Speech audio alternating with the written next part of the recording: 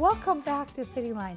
We have the most amazing conversations when we are doing public service announcements. Maybe one of these days we'll tape those and we'll put them all together because we were talking about the Cambodian language. Cherie, how is the curry soup coming? It is coming along. It's ready for lunch, I think. Okay, because I'm going to be getting up and coming over to see you in this segment. So Okay. I can't wait to get a good whiff. It's ready, so I'm going to You keep continue chopping, doing what I'm baby. doing. Got to chop some more lemongrass. With me is someone who I absolutely adore. She is, she's pure Southern goodness. Oh, thank you. Inside and out in the best way possible. And she also makes a huge difference in our community. I'm talking about Carlin Sampson, who is the executive director for Rebuilding Hope Sexual Assault Center. Welcome back. Thank you so much for having me. I'm excited to be here. It's great to have you here. Last time I saw you, you were behind a information table at Rotary. The Business Expo for Rotary. That's right, Yep, because in you January. are always promoting what you do. Thank you. So tuning into Rebuilding Hope's history and how it fits into the local and statewide ecosystem of survivor services.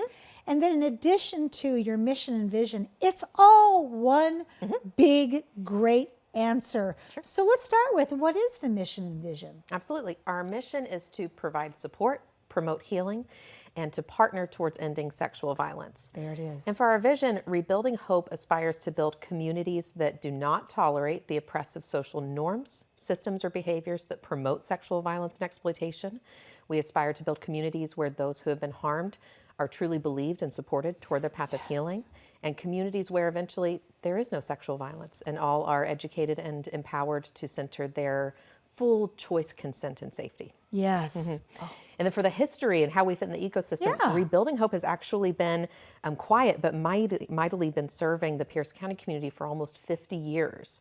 In Washington State, every county has to have assigned to it a state-accredited community sexual assault center or program. So Rebuilding Hope has been providing that service to Pierce County for almost 50 years. And it's something that we're very proud to do as a standalone sexual assault program. I love that. Boy, I mean, talk about silent but effective, and silent no more. Silent no more. So when you think about how the mission interprets into programs and services, let's talk about advocacy and some therapy and some education that you offer. Right. Yep. How we show up in meeting that mission and trying to reach that vision is first and foremost providing access to 24/7, 365 confidential, community-based, person-centered advocacy for both all who have been impacted directly by sexual violence. So all of your survivors and victims, regardless of age, gender identity or expression, regardless of race, ethnicity, and so many other identifying factors. But we also provide that service to the supportive loved ones. Yes. So the people who get lost in the shuffle and don't quite know how to process the trauma themselves, right? Parents, siblings, partners, spouses, coworkers, roommates, all of the advocacy services, crisis intervention, general, medical, legal advocacy, it's available to all of those who experience the violence and those who are trying to figure out, how do I process this and support my loved one? Absolutely, yeah, those around it. Everybody. The trauma-focused therapy, sexual assault and abuse specific, that's available to teens and adults. And again, that can be both the individual who experienced the violence and their supportive loved one. And that's available with some private insurance, crime victims compensation, but we also have a really generous sliding fee scale that can start as low as $5 per session if insurance or finances are a barrier.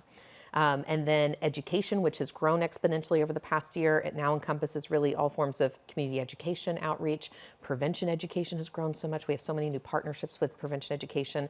And then also new to the table for us is expanded professional training and technical assistance. And then we do a lot more now in the space of informing policy that impacts both victim survivors and works to, shape that future we talked about, where this type of violence happens less and less. Absolutely. Oh, so I want to get to two things before I want to go over there and talk with Cherie, but I want to talk about Kitsap County. Yes. Okay, spill the beans. Okay, so as I shared earlier, right, every county has to have a community and accredited sexual assault program. And last year we were selected by Department of Commerce to basically expand our service region and to become that dedicated sexual assault program for all of Kitsap County. So it's a very new adjustment and growth for our organization. We've been doing lots of work to get to know the Kitsap County community, learn its organizations, its systems, create new partnerships so that we can immediately start to become that trusted provider with that community. And we just opened a Bremerton office in January. So we've got a physical place that we can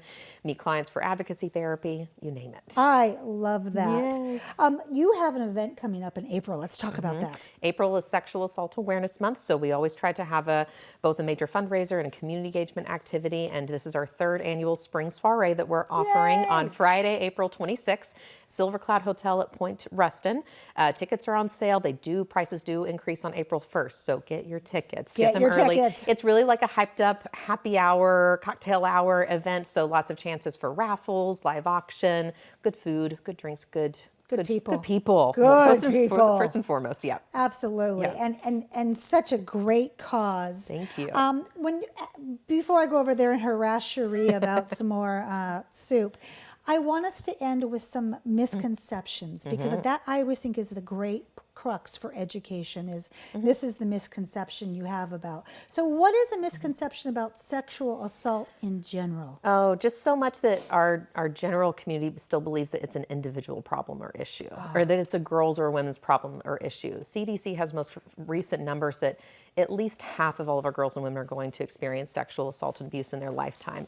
But the newest piece, 1 in 3 men will in their lifetime as well. So you can no longer stand on this place of assuming, well, it's a girls or women's issue. It's everybody's. And same with our LGBTQ, our genderqueer, gender nonconforming community. At least 50% of those members of our community will also experience this in our lifetime. So it's not an individual issue. We are all both, it could happen to any of us, and we are all in some ways contributing to it. So we have a responsibility to fix that. And that there's no joy to be found in this work. A lot of people are surprised when they come into our office and they're smiling faces. They'll hear laughter down the hallway. And I think that's why we really love our name, that there is actually joy and hope to be found on the other end of some of the immediate crisis and trauma that's experienced. Yeah. So those are kind of the 2 main misconceptions I like to call attention to.